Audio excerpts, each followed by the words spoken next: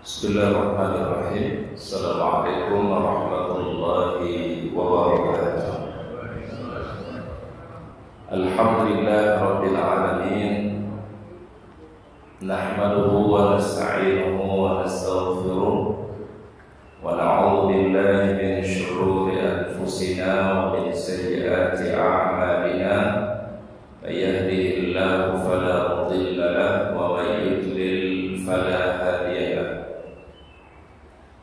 Asyhadu an la ilaha illallah wahdahu la syarika lahu wa asyhadu anna Muhammadan abduhu wa rasuluhu la nabiyya ba'dah. Allahumma shalli wa sallim wa barik ala hadzal nabiyil karim nabiyina Muhammad bin Abdillah wa ala alihi wa ashabihi wa man tabi'ahu bi ihsanin ila yaumiddin, amma ba'd. Subhanallah walhamdulillah wa la ilaha illallah wallahu akbar wa la hawla wa la quwwata illa billahil aliyyil azim. Subhanallah bihamdihi 'adada khalqihi wa ridha nafsihi wa zinata 'arshihi wa midada kalimatihi. Allahumma anta rabbi la ilaha illa anta khalaqtani wa ana 'abduka wa ana ala ahdika wa wa'adika mastata'tu. A'udzu bika min syarri ma sana'tu. Abu'u laka bi ni'matika 'alayya wa abu'u bi dzambi faghfir li fa innahu la yaghfiru dzunuba illa anta. Hadirin kaum muslimin rahimahumullah, alhamdulillah, marilah senantiasa kita panjatkan puji dan syukur kepada Allah Subhanahu wa taala atas segala curahan rahmatnya, karunia dan kebaikannya kepada kita semua, terutama nikmat iman, nikmat Islam, nikmat sehat dan kesehatan pada subuh pagi hari ini. Alhamdulillah, kita semua dimudahkan langkah kita menuju masjid yang kita cinta ini dalam rangka salat berjamaah. Ada satu kabar gembira yang disampaikan oleh baginda Rasulullah SAW kepada kita semua. Beliau mengatakan, basyiril masya'ina fil dhulami ilal masjidi bin nurid tam yaumal qiyamah. Berikanlah kabar gembira bagi orang-orang yang melewati masjid-masjidnya Allah dengan cahaya yang sempurna pada hari kiamat kelak. Inilah salah satu kabar gembira dari baginda Rasul. Kalau kita melewati gelapnya malam di dunia ini, insya Allah Allah Ta'ala ganti gelap pada hari kiamat dengan cahaya yang sempurna. Salawat dan salam kita sampaikan kepada uswah hasanah kita, teladan kita yang mulia, baginda Rasulullah Muhammad sallallahu alaihi wasallam. Mudah-mudahan salawat dan salam kita untuk beliau kelak pada yaumul akhir kita mendapatkan syafaat dari Rasulullah Muhammad sallallahu alaihi wasallam. Allahumma shalli wa sallim ala nabiyyina Muhammad. Hadirin yang dirahmati oleh Allah Subhanahu wa taala, pada kesempatan pagi hari ini kita akan melanjutkan kajian kita dari kitab 40 karakteristik mereka yang dicintai oleh Allah Subhanahu wa taala. Kita masih pada bahasan mengenai orang-orang yang senantiasa berzikir atau mengingat Allah Subhanahu wa taala. Di antara amalan yang sangat dicintai oleh Allah dan orang yang melakukannya juga mendapatkan cinta Allah Ta'ala, yaitu orang-orang yang senantiasa berzikir. Baik zikir secara lisan, zikir di dalam hati, ataupun zikir di dalam perbuatan kita. Karena kita salat itu pun juga bagian daripada zikir. Wa aqimis salata li dzikri, firman Allah, dirikanlah salat agar engkau senantiasa mengingatku, firman Allah. Berarti orang yang beramal saleh pada dasarnya ia sedang melakukan zikir kepada Allah Subhanahu wa taala. Jadi zikir itu ada dengan lisan, zikir bisa dengan hati, dan yang ketiga adalah zikir dengan amal saleh atau amal kebaikan. Maka Allah Subhanahu wa taala sebutkan di dalam surat Thaha ayat 130. Firman Allah Subhanahu wa taala, "Fasbir 'ala ma yaquluna." Maka bersabarlah engkau atas apa yang mereka katakan.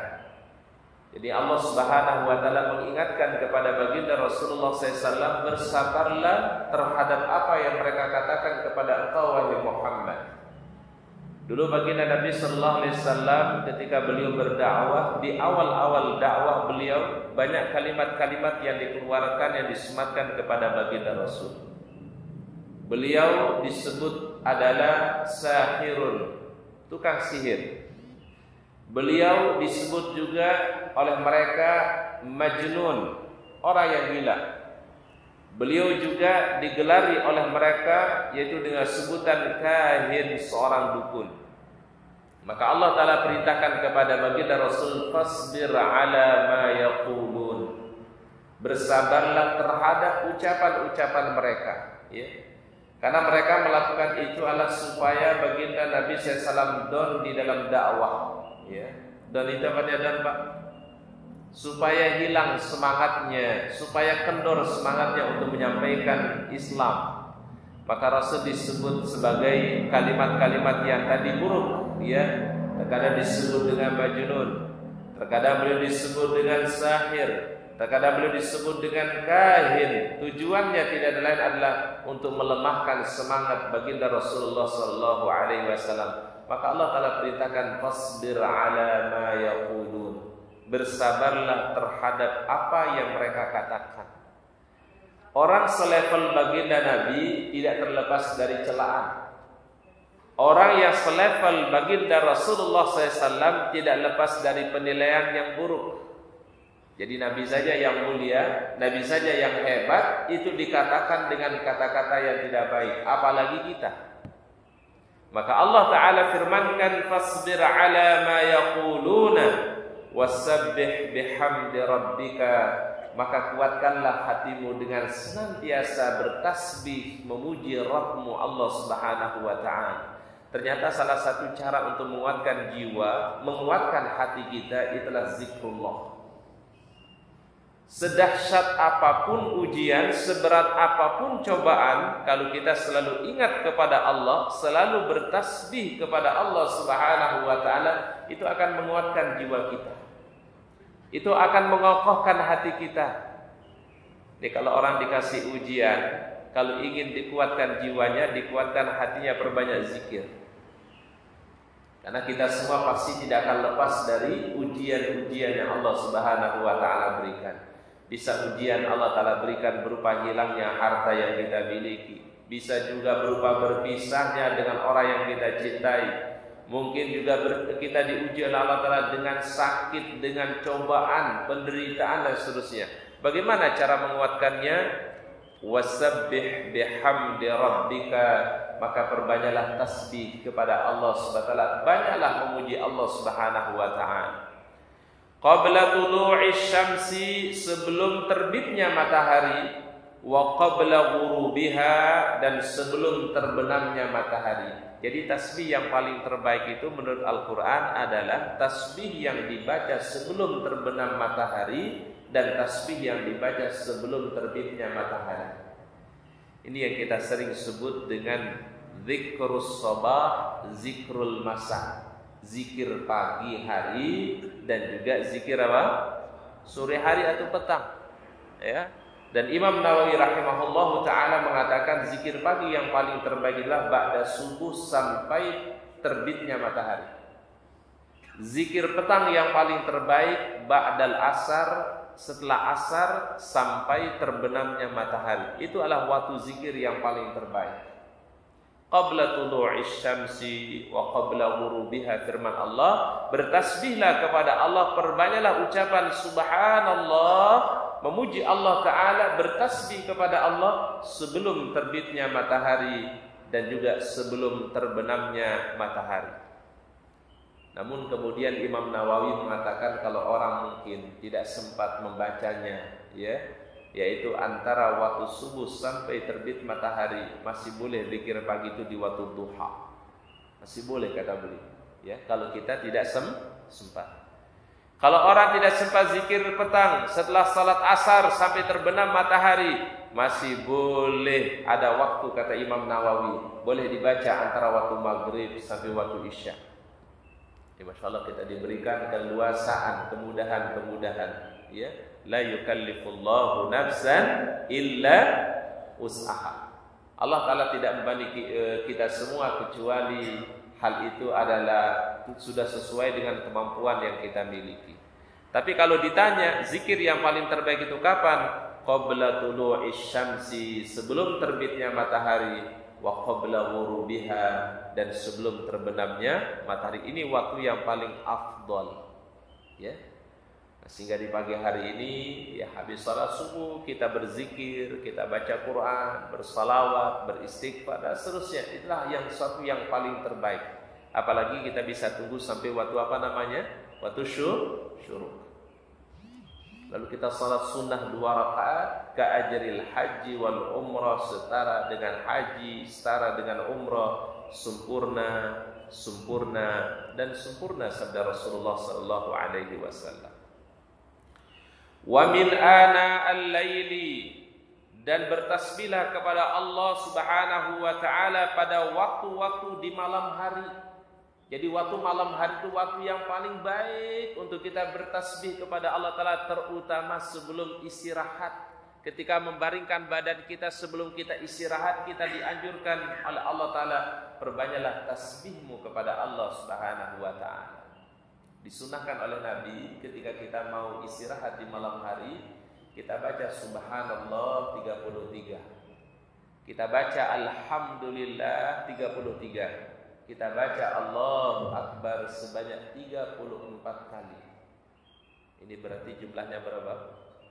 100. Jadi sembari kita baringkan badan kita, sembaringkan kita berada di tempat tidur, di tempat kita istirahat, kita baca Subhanallah 33, Alhamdulillah 33, Allahu Akbar sebanyak 34 kali.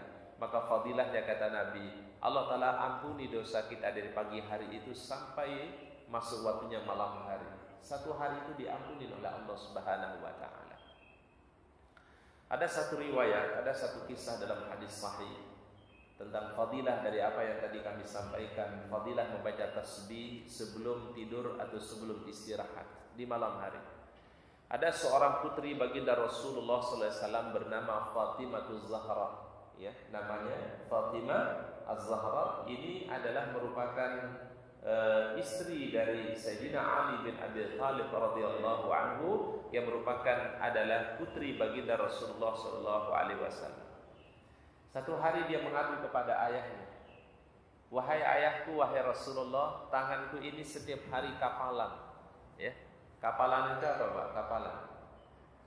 Jadi merah, ya. Jadi tangannya itu merah, bahkan terkadang luka.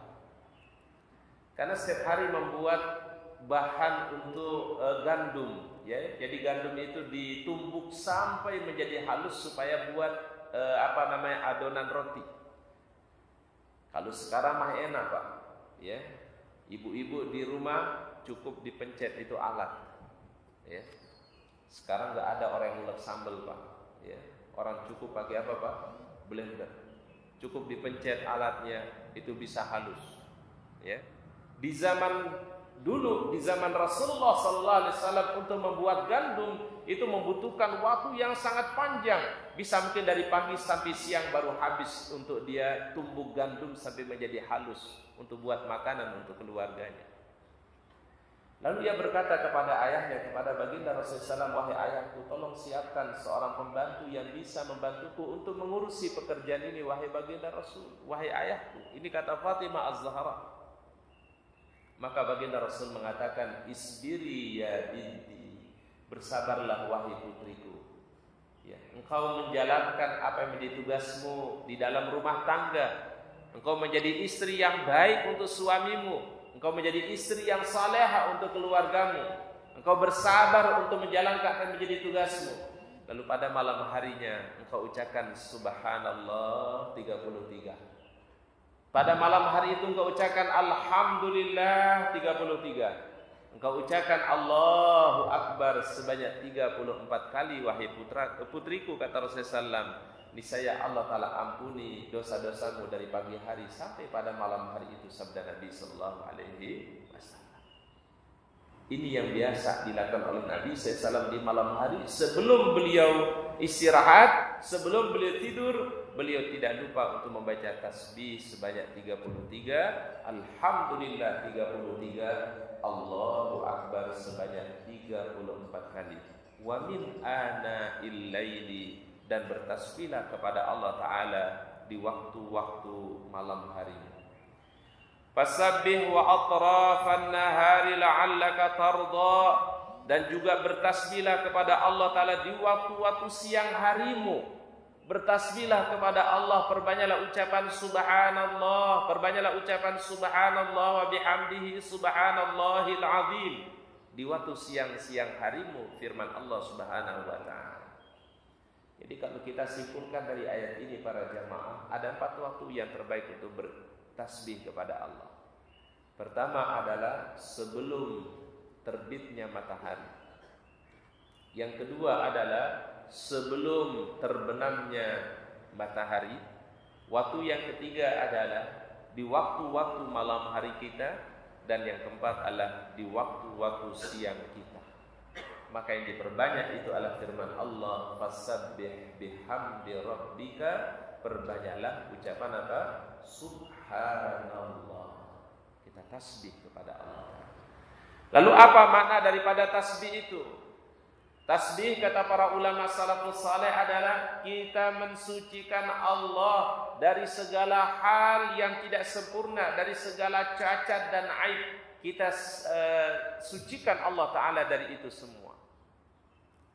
Jadi Allah Ta'ala yang maha sempurna, sedangkan kita ini adalah banyak kekurangan yang kita miliki. Maka kita ucapkan subhanallah, maha suci Allah Subhanahu wa Ta'ala.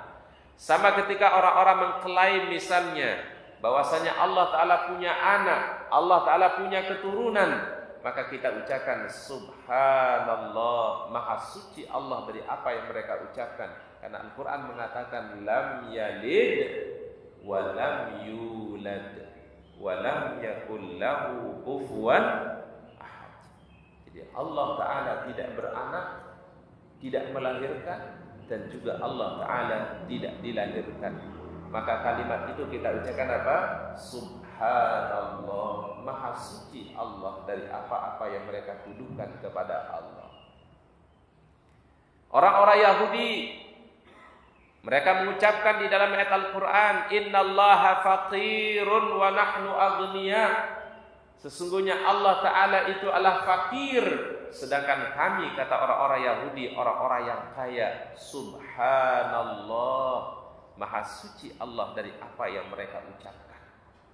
Di situ penggunaan kalimat subhanallah diantaranya Pak, yaitu adalah ketika kita ingin mensucikan Allah dari hal-hal yang dituduhkan oleh manusia tentang Allah Subhanahu wa Ta'ala, maka kita ucapkan apa?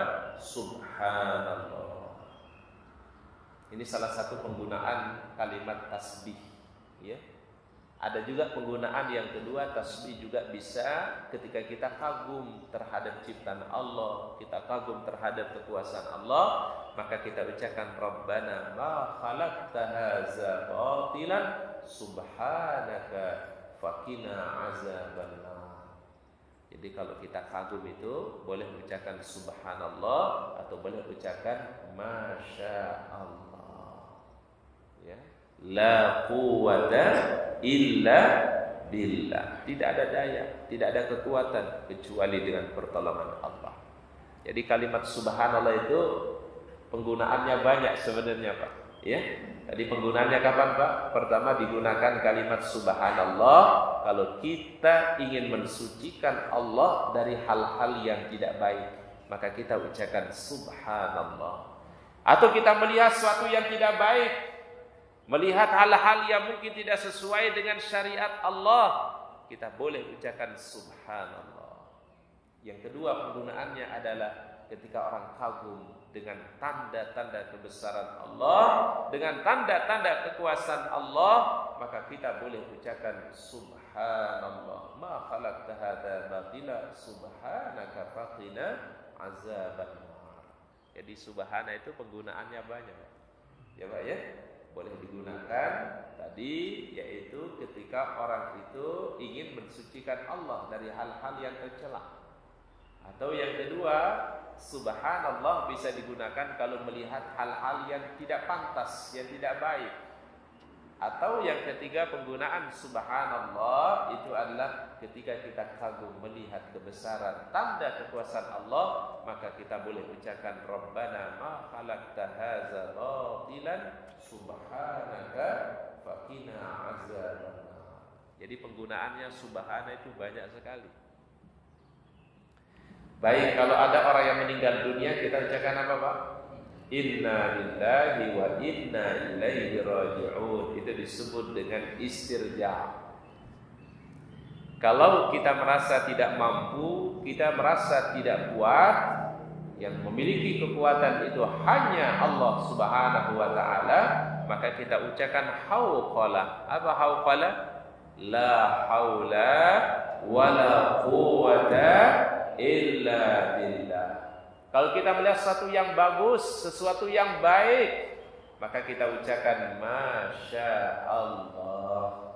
Ya, ini kalimat-kalimat yang disebutkan oleh Rasulullah sallallahu alaihi wasallam. Jadi segala hal itu dihubungkan dengan Allah terus Bapak Ibu. Jangan pernah tidak dihubungkan dengan Allah. Lihat sesuatu yang bagus, masya Allah. Ya, kita ingin mensucikan Allah dari hal-hal yang tidak baik, subhanallah. Atau kita kagum dengan kekuasaan Allah, subhanallah, Rabbana ma khalaqta hadza batilan subhanaka faqina azabannar. Ya. Kalau ada orang meninggal dunia, kita ucapkan inna lillahi wa inna ilaihi raji'un. Kalau kita merasa tidak memiliki kemampuan, la haula wala quwwata illa billah. Ini semua sebagai kehidupan kita itu Pak dihubungkan dengan Allah Subhanahu wa taala. Tidak ada yang terlepas daripada Allah. Ya. Sekejap mata pun tidak bisa kita lepas dari Allah. Betul ya Pak ya? Setiap kita Pak, tidak ada yang bisa terlepas dari Allah Ta'ala walaupun sekejap mata. Tidak ada. Wala takilni ila nafsi tarfata ain.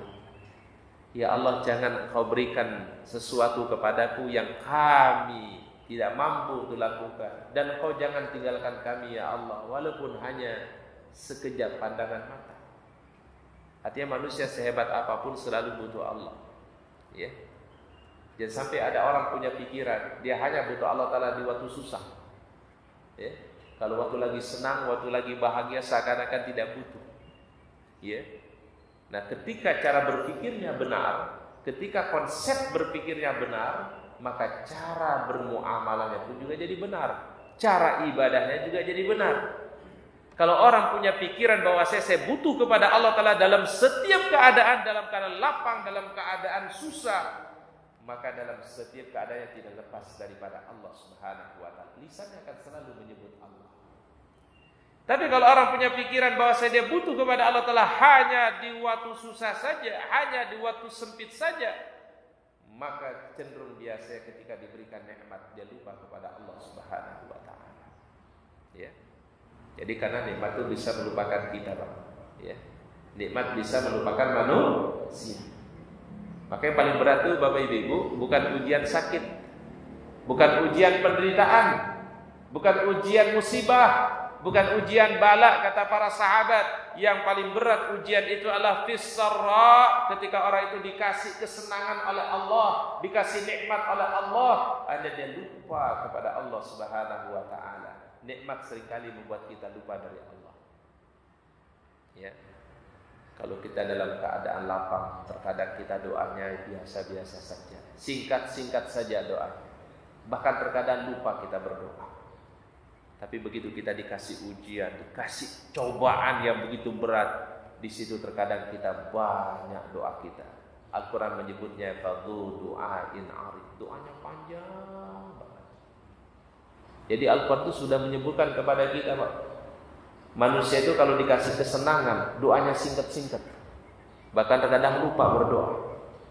Tapi kalau dikasih kesusahan, penderitaan, ujian, cobaan, fadhu du'ain arid, mereka panjang doanya, tahajud tidak dilupakan, duha tidak dilewatkan. Tapi ketika dikasih nikmat oleh Allah Ta'ala, seringkali manusia jadi lupa. Ini yang disebut dalam Al-Quran dengan sebutan apa?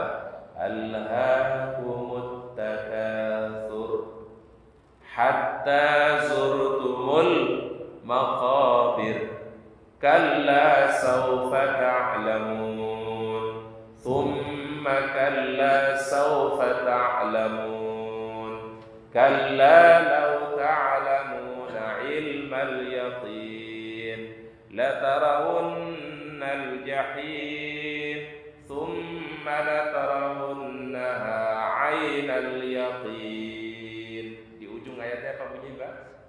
Thumma latus'alunna yawma idzin 'anin na'im. Ini surat ini indah, Pak.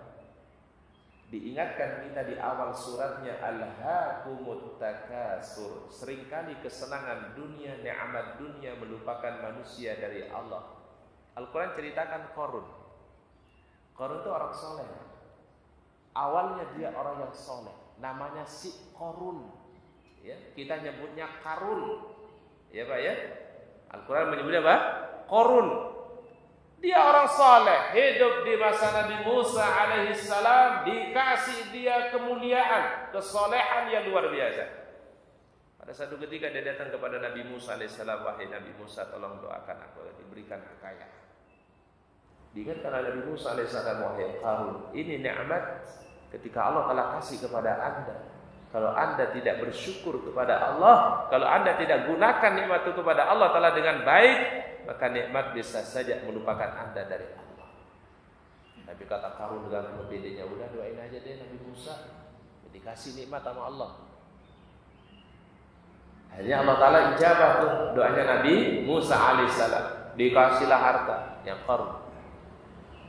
Yang pertama hartanya ketika masih sedikit, masih ingat ibadah, masih ingat sholat, datang ke masjid gitu ya Pak ya.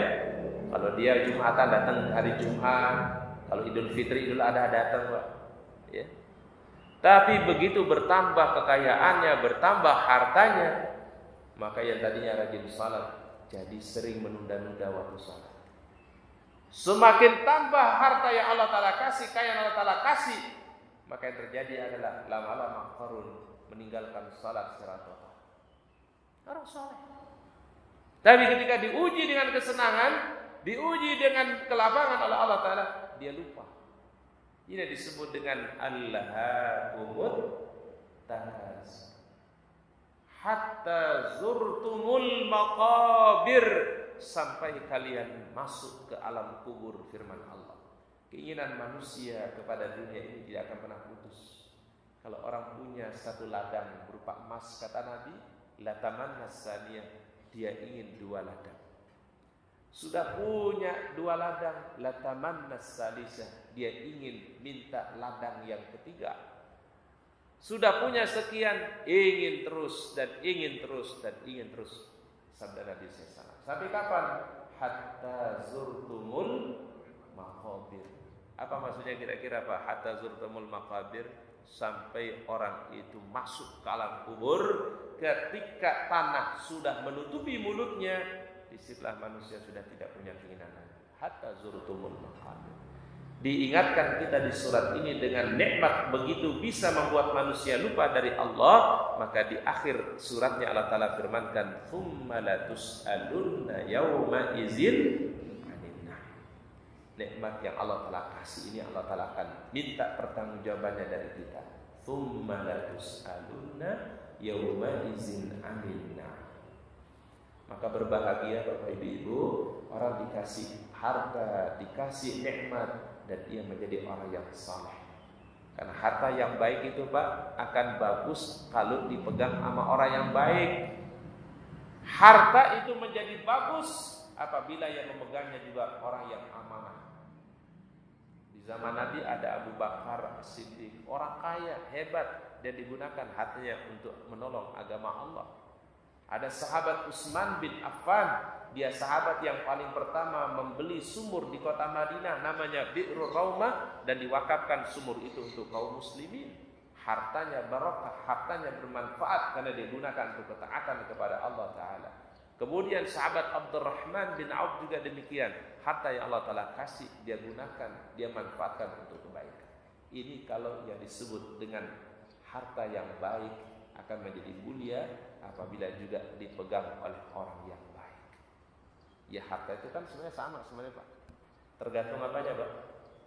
Tergantung yang menggunakannya. Harta bisa saja digunakan yang bagus. Tapi harta juga kalau salah digunakan, itulah harta yang disebutkan dalam Al-Quran, Alhaakumut Takasur. Jadi harta itu tidak boleh dilihat secara negatif. Ya, harta itu ibaratnya kayak pisau. Pisau bisa dipakai untuk yang bagus nggak Pak?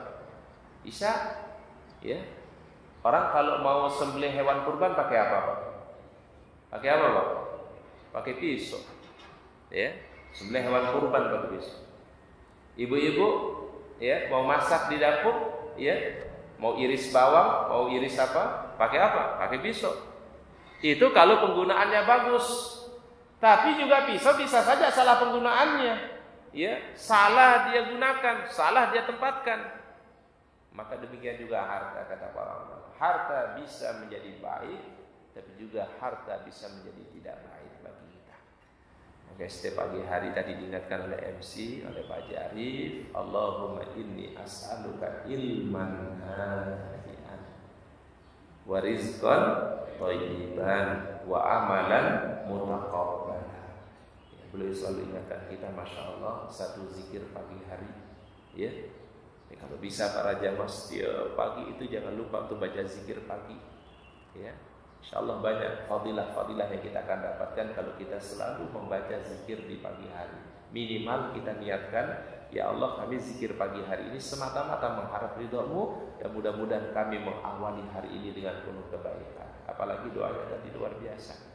Allahumma inni as'aluka ilman nafi'an wa rizqan thayyiban wa amalan mutaqabbalan. Ada 3 harapan di doa itu Pak. Pertama kita berharap, ya Allah, aku memohon ilmu yang bermanfaat. Setiap pagi, setiap hari kita berharap kita meraih ilmu, ilman nafi'an. Tapi ilmu bukan sembarangan ilmu, tapi ilman nafi'an, ilmu yang bermanfaat. Warizqan thayyiban, ya Allah, di pagi hari ini kami membuka hari kami berharap mendapatkan rezeki yang baik, rezeki yang barokah. Bukannya sekedar banyaknya harta, tapi bagaimana harta itu kami gunakan untuk kebaikan. Kami gunakan untuk ketaatan kepadamu ya Allah, makanya disebut dengan rizqan thayyiban.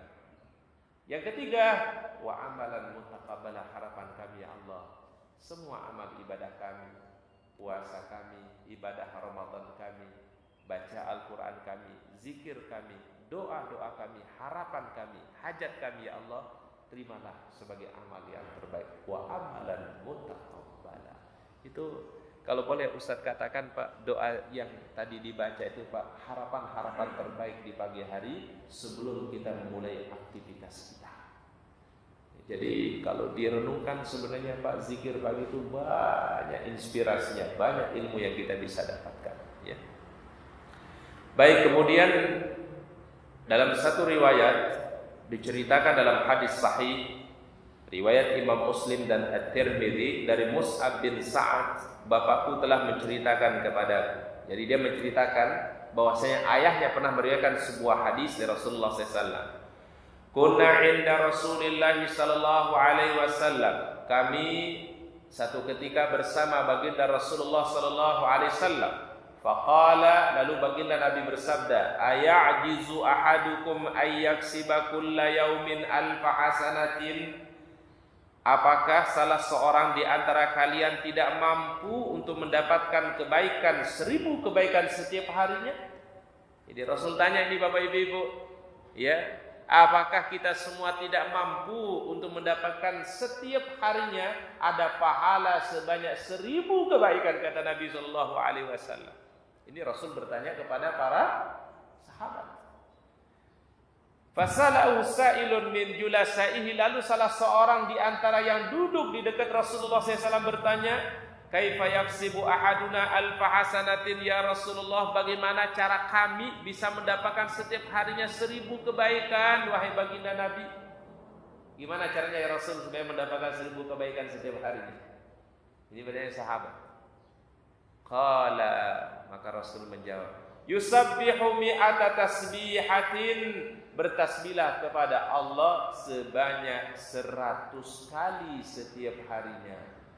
Ustaz, kok kita baca tasbihnya 100 tapi kok diberikan pahalanya 1000 kebaikan? Gitu ya Pak ya. Tasbihnya berapa banyak Pak? Berapa banyak? 100. Tetapi kebaikan Allah Ta'ala kasih berapa? 1000 kebaikan. Bagaimana caranya? Maka disinilah dijawab oleh Al-Quran, al-hasanatu bi asyri amsalihha, satu kebaikan Allah Ta'ala kalikan, lipat gandakan menjadi 10 kali lipat. Berarti ketika kita ucapkan subhanallah sebanyak 100 kali, tinggal dikalikan 10. 100 kali 10 jadi berapa? 1000 kebaikan. Sama seperti mohon maaf, ada sebuah hadis dari baginda Rasulullah SAW, barang siapa yang dia melaksanakan puasa Ramadan, ya, melaksanakan puasa apa? Ramadan. Wa atbahu sittan min Syawal, dan ia tambah berpuasa 6 hari di bulan Syawal. Ka ajri siyamid dahri, kata Nabi, pahalanya seperti berpuasa selama 1 tahun penuh. Gimana maksudnya Ustaz?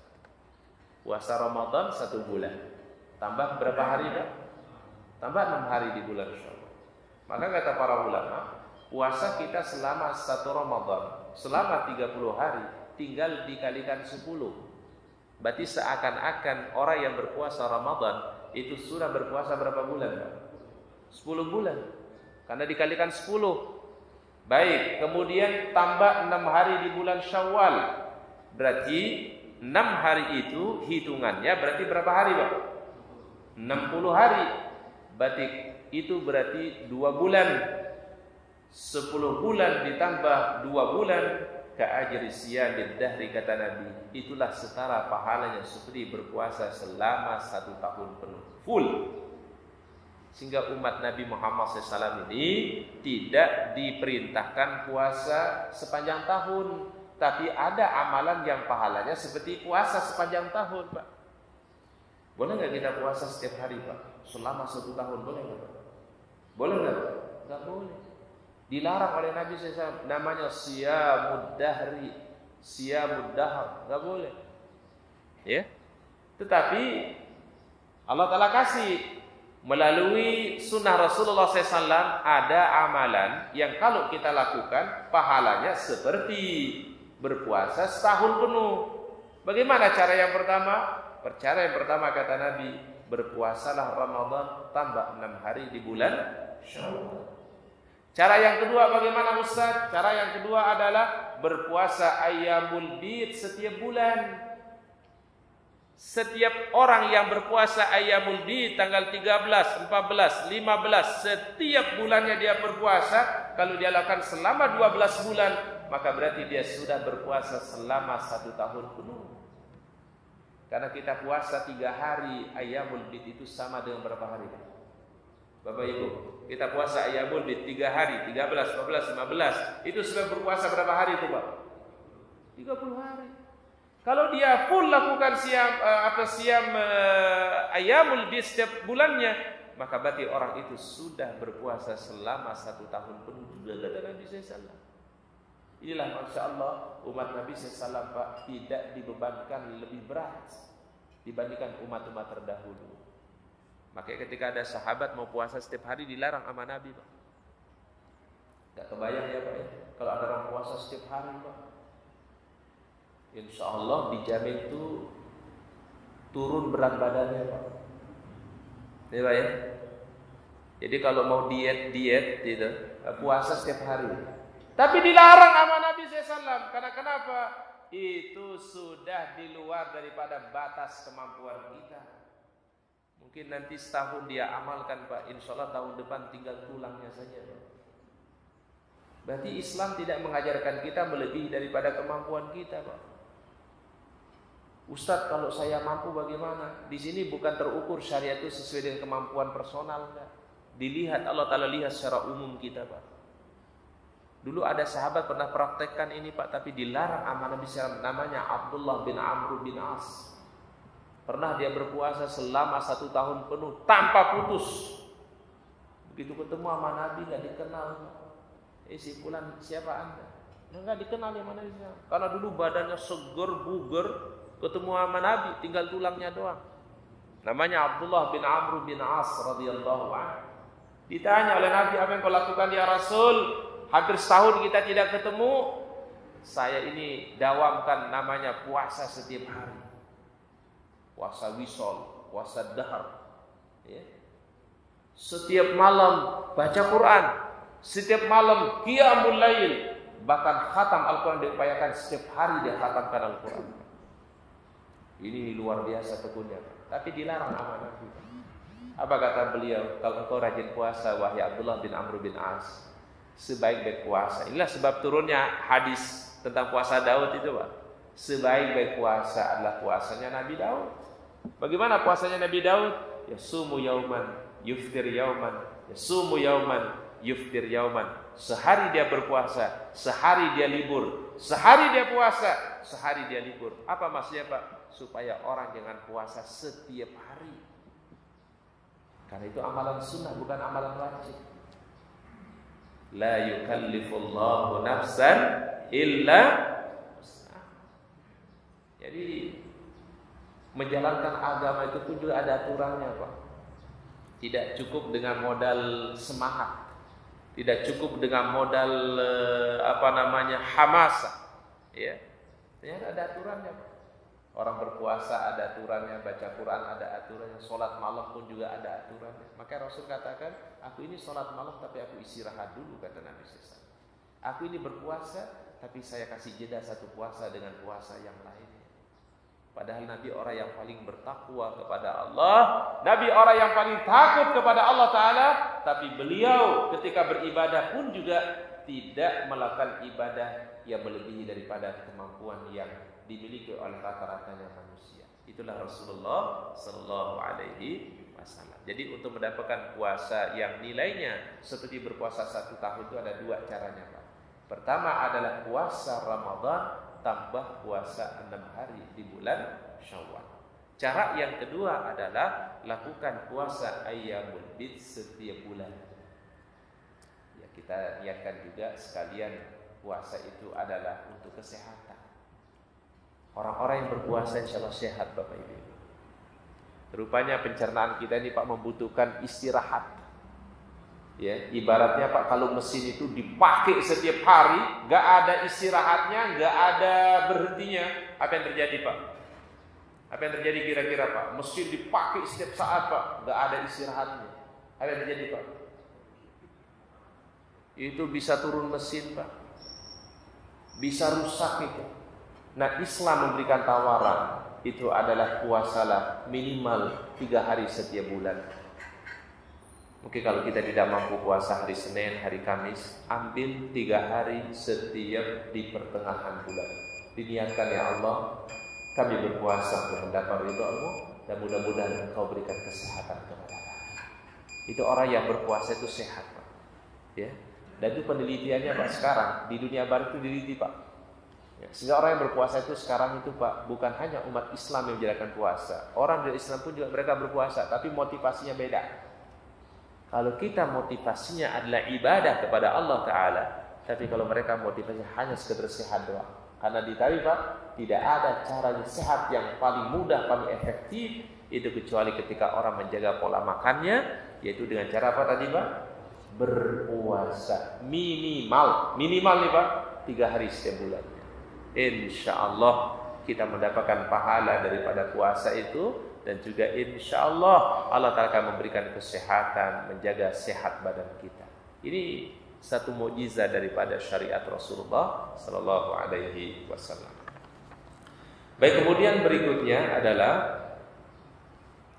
Disebutkan di dalam surah Al-Maidah ayat 72 dan ayat 73. Allah Ta'ala firmankan, laqad kafara alladziina qalu innallaha huwal masih ibnu Maryam.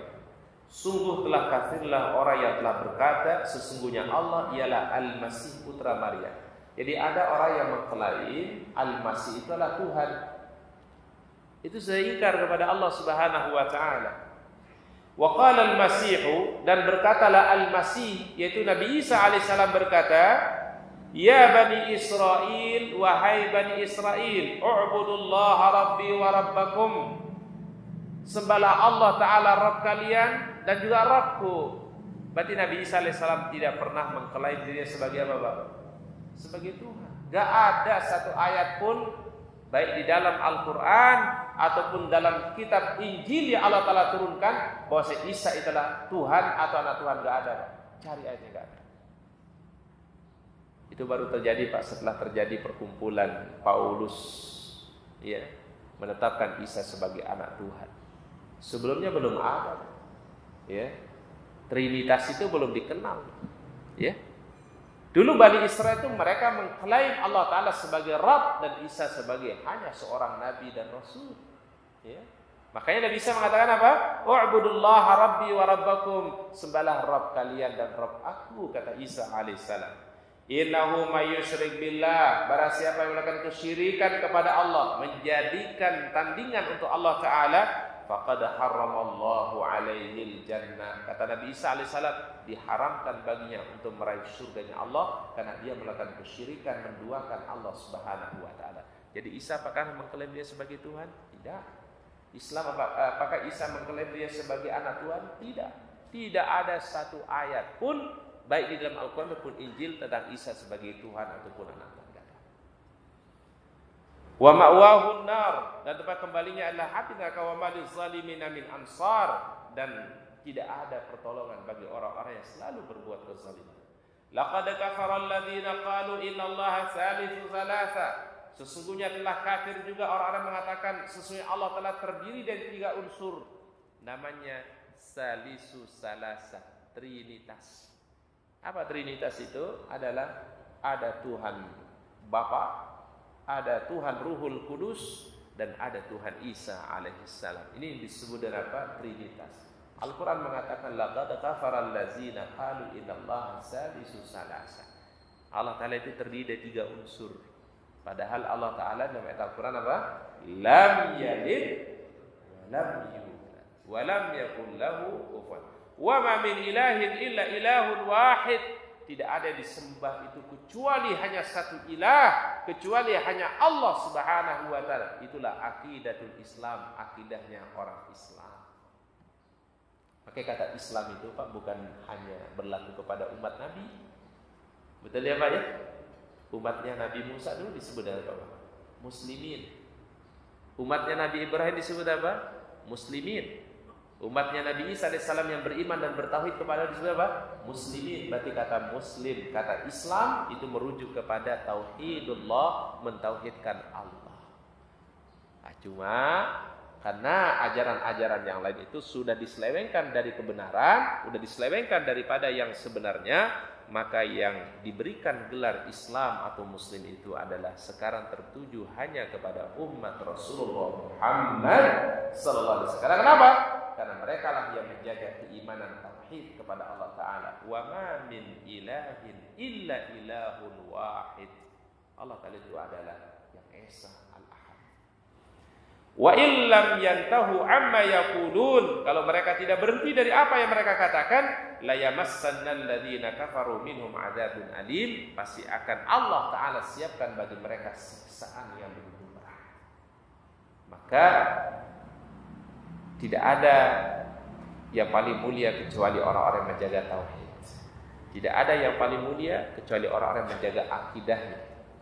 Maka kalimat la ilaha itu adalah dengannya kita hidup, dan insyaallah mudah-mudahan kita tutup usia kita dengan kalimat yang terbaik, kalimat la ilaha illallah. Maka Rasul katakan dalam sebuah hadis sahih, lakinu mautakum la ilaha illallah, bimbing, talkinkan orang-orang yang akan menghadapi sakratul maut, kalimat yang terbaik itu kalimat la ilaha illallah. Baik, Allah akan bisawab. Mungkin itu yang bisa kami sampaikan pada pertemuan hari ini. Semoga Allah Ta'ala berikan ilmu yang bermanfaat, Allah Ta'ala berikan kita keberkahan, Allah Ta'ala terima semua amal-amal kebaikan kita. Kami kembalikan ke MC. Silakan. Pertama ada yang tanya.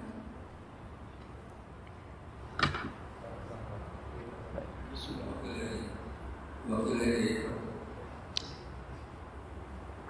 Assalamualaikum warahmatullahi wabarakatuh. Waalaikumsalam. Mengenai puasa, apakah hari kedua dalam waktu tidak saya, apakah selama 6 hari itu ataupun Tidak berurutan kita. tidak dibuka? Baik. Satu. Yang kedua mengenai Bani Israil tadi ya. Kenapa Bani Israil itu selalu menindas orang Palestina? Padahal itu kan dia bisa melakukan Musa. Baik. Terima kasih. Assalamualaikum. Waalaikumsalam warahmatullahi wabarakatuh. Baik, jazakumullah khairan katsiran. Pertanyaannya adalah apakah puasa Syawal itu mesti berurutan atau boleh dilakukan tidak secara berurutan? Jumhur ulama, jumhur itu artinya adalah mayoritas ulama. Imam Asy-Syafi'i, Imam Maliki, dan juga Imam Hanafi mengatakan puasa 6 hari di bulan Syawal tidak mesti berurutan. Berarti boleh dilakukan di awal Syawal, boleh dilakukan di pertengahan Syawal, atau boleh dilakukan di akhir Syawal. Ini menurut jumhur ulama. Dan ini yang kita pegang, Pak, ya, yaitu berpuasa yang penting 6 hari di bulan Syawal. Boleh pilih di awal, di akhir, atau di tengah. Pendapat yang kedua dari Imam Hambali mengatakan kalau orang berpuasa Syawal, bagusnya kata beliau adalah berurutan. Karena ada satu riwayat dari Nabi SAW, mutataliyatin, ya berpuasa 6 hari secara berurutan. Dan ini yang dipakai di beberapa daerah saya perhatikan, termasuk di Nusa Tenggara Barat, di Lombok gitu, Pak. Jadi kalau orang habis Idul Fitri misalnya hari ini, hari esok itu sudah puasa sunnah lagi, Pak. Ya. Berarti masuk 2 Syawal, Pak, ya. 2 Syawal, 3 Syawal, 4 Syawal, 5 Syawal, 6 Syawal, 7 Syawal, ya. Nah, 6 hari ini mereka berpuasa. Dan malam harinya itu masih tadarus Quran, persis suasananya kayak masih Ramadan, Pak.